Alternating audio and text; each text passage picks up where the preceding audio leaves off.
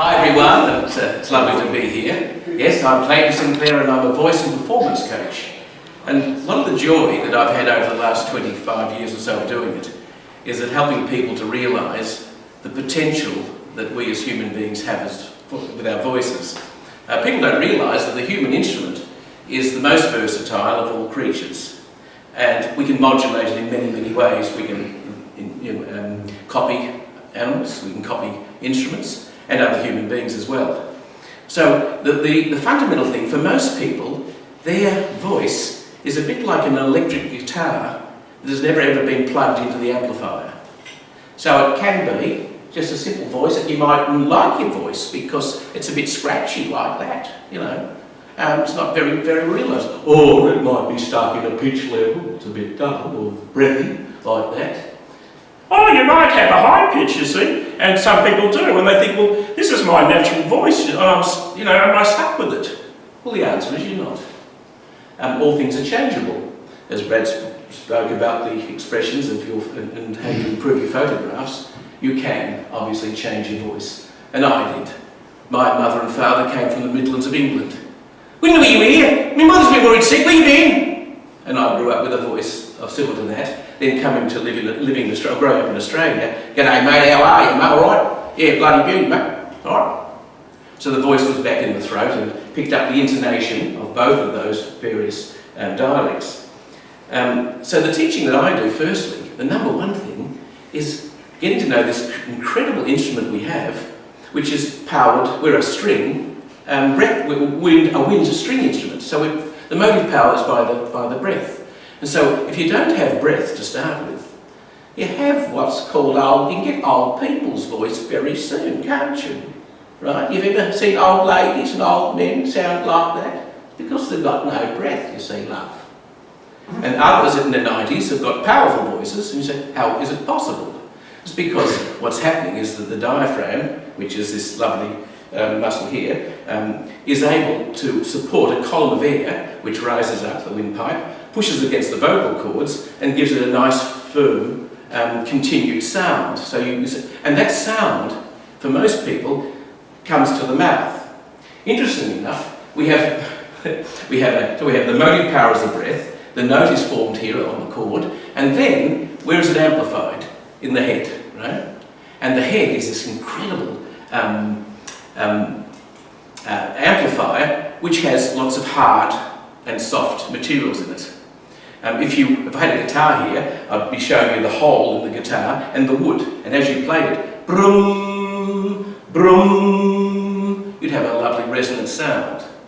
But for a lot of people I teach, right, they have no resonance at all. The note just comes off the vocal cords, it comes out the mouth, how are you, mate, right? There's no resonance. Morning, how are you, right? Morning. So look what happens if we resonate. We take that sound and we push it up into the head, which the ancient Greeks called the mask, right? Everybody hum for a minute. Everyone hum.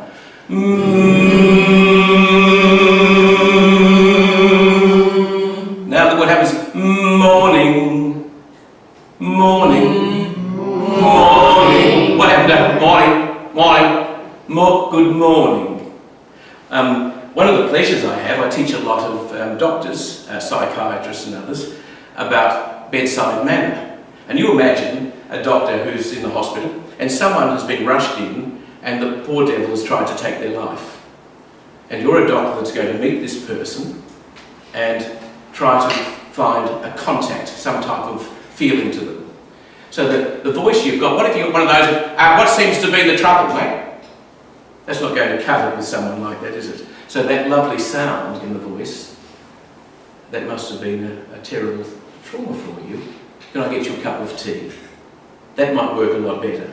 And that lovely sound, the resonant sound, is calming and more authentic in its sound of care. So the two things I teach a lot of people in the professional world is you want, the two sounds you want is I know and I care. And those two sounds carry you a long way because that generates trust. And we know that feeling, if ever you've had someone on the other end, probably someone from the government or the public service or Telstra, and you know they don't care about solving your problem. There's no sense of it. And what was your name? What was your name? Right. No, we don't do that here. You hear that hard sound in the voice, you're just a problem. But when you hear that lovely sound of, oh, let's see what we can do about that for you. Yes, I'll put some effort into this. Okay, let's see who we can get to fix it. That's the sound you want, isn't it? And from your doctor as well. Yes, okay. I want you to take this, and that's not too much of a problem. What you've got might be worried you, but no, we've seen lots of cases, and usually this can be solved with a course of this or that. Okay, that's the sort of sound you want. Now, all of that again is because none of us, just like with our photography, nobody was taught in school, were they, about their expressions, and no one was taught about how to use the sound. Not only do we have the resonance that I mentioned then, but in the mouth we have what's called the palate. So when we're painting sound, we have a hard palate at the front and a soft palate at the back. So Bugs Bunny's up here at the front, meow jack jack, and Goofy is down the back. Oh, those are slow living. And somewhere between all of those sounds, we bounce and we make our voices musical. And it's lovely to hear. If it gets stuck in one spot, either down the back in the chocolatey part, or up the front, you get stuck in one area. So we're looking to bounce the sound into all of the palate. And so when you're painting, it's quite lovely to do something like, it was dark when I got off the train, and I could barely see the laneway that led to my home. I started down the ramp when I was aware of footsteps. I looked back, and it was that strange man, the one on the train with the red hat. I started to quicken my step down the ramp when I became aware the footsteps were quickening behind me. You with me? Yeah, you start to follow, and that's the thing. But you can paint in the colours a large bear wandered down to the pond and caught his reflection. Watching this was a bird high up on a tree. The bird swooped down to the bear, and the bear snatched at it and missed, but caught a feather as it floated down to the water. As the bear took in his reflection, a fish splashed and winked at him. So all of that, we're using lots of changes of colour to make that live. And when you think of it, isn't it wonderful that that's possible? And yet for most people, what comes out of the mouth is just a whole, if you like, a whole outward flow of thought. Go, mate, you're right, you're good. You made the footy, you're in for a Saturday. Oh, your team's not that bloody, they've got to do something with that umpire. No, bloody good, mate. That's it, that's all that comes out of the mouth. And so my job is to show the potential of what all that can be, yeah?